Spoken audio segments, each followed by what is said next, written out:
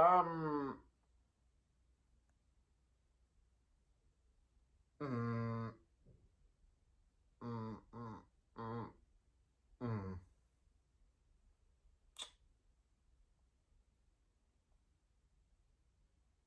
mm, hmm.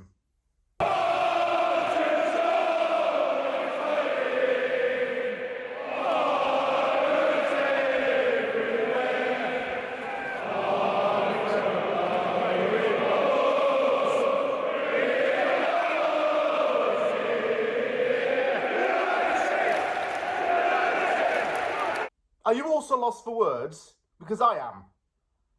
Nothing I say now will be any different to what I've said in previous months or even years of doing From the Anvil. So, what's the point in me speaking? Because I don't even know what to say anymore.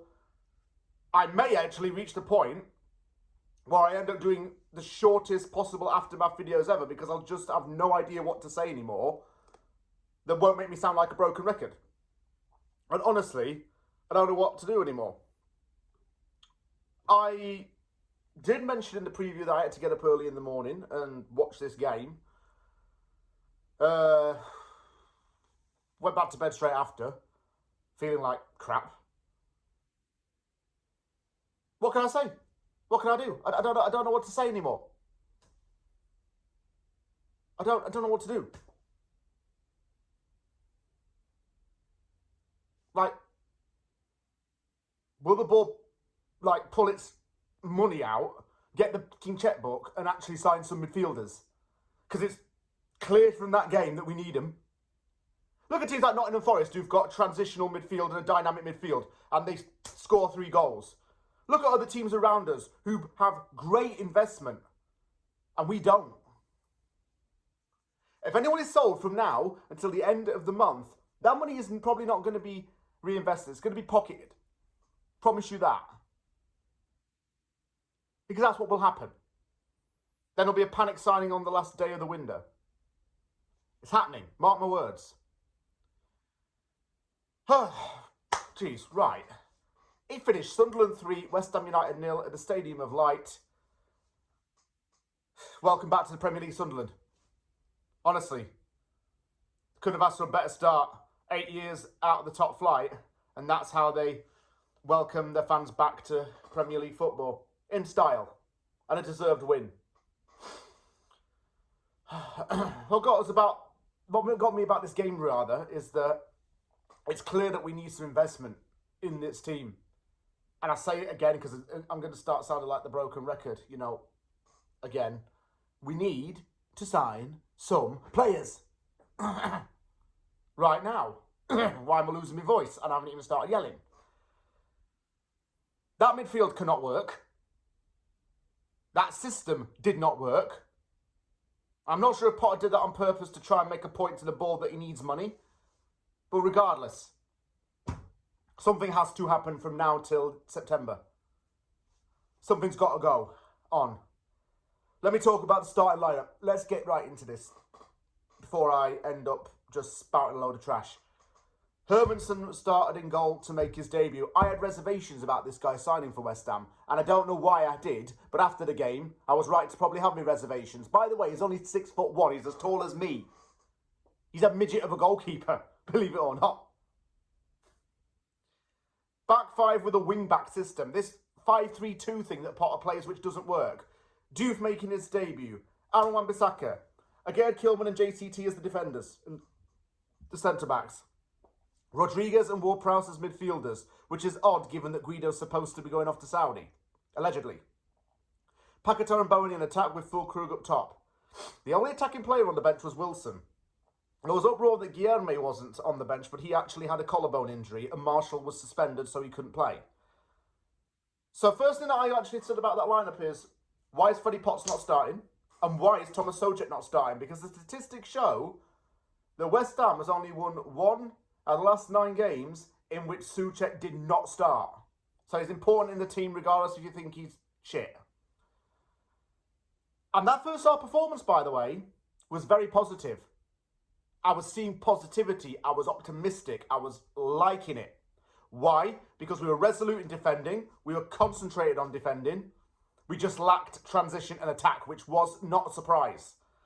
Bowen forced a save. Ermanson made a good save. The middle lacked tempo. But then again, and I was proven wrong, so commend you for this, Rodriguez, you played well in that first half. He acted as a better defender. He trapped back because Kilman wouldn't. Ward-Prowse was the weak link. Passed sideways and never progressed. A chance was set up for Malik Diouf and it was blocked. But despite having no transition, we had good spells. Kilman is £40 million, by the way, and did not play well enough to warrant that fee. Todibo, though, excellent. Excellent game. Diouf, pretty positive. Bowen and Füllkrug are isolated in that system. They did not receive the ball as much as they wanted to. The second half was drab. And when Sunderland scored, it was such a crappy header. Ermanson could have done better on this, but I think it was Kilman at fault for not jumping high enough. But when that came in, it just knocked the wind out of West Ham sails and we just gave up. And it was a trait that happened under the later stages of the Moyes second spell. As soon as we conceded a goal, we gave up and then we became reactionary by putting subs on. The lack of effort in front of goal was there. Guido came off for Souček and Ward-Prowse off for Wilson. Sick note Wilson finally playing for West Ham. 2-0 came with another header from Dan Ballard, and it was pretty much a carbon copy of the first goal. Ballard was wanted by David Moyes, by the way. The Northern Irish centre-back is quality, and he was one of the standout players in the Championship last season, as I mentioned in my preview. Todibo came off for Irving, and that's absolutely made no sense. Why the hell was he taking off the players who were playing well? I don't think Todibo deserved to go off. 3-0 came through a goal through Isidore, and it was kind of crap goalkeeping. The ball bounced, but Ermanson never got to it from a counter-attack. At that point, West Ham were just like, fine, screw it, we're done. We're done. It's already infuriating people. Again, it's the first game of the season, and people are going to say, oh, this is just one game. Well, it's not a good start to a season, is it? If we could turn it around come October, fine. I'll eat my words. But I don't see it.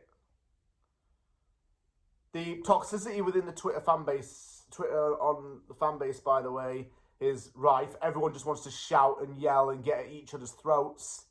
I've seen people get at mine for nothing. I've seen people basically persecute me for saying what I say about the club, even though I'm in agreement. And it's ridiculous. Like, West Ham Twitter after a loss is not the place to be. Just shut your phone off and shut your laptop down. Because the club's a poison chalice. And Twitter just becomes more toxic than Chernobyl. And that's the truth. So I get the frustration, but everyone just wants to get at each other's throats, like I say. Everyone just wants to be nasty and angry. The owners are going to face scrutiny. David Sullivan is a terrible, terrible owner. A terrible man. And if push came to shove, I'd rather Sullivan go than Potter.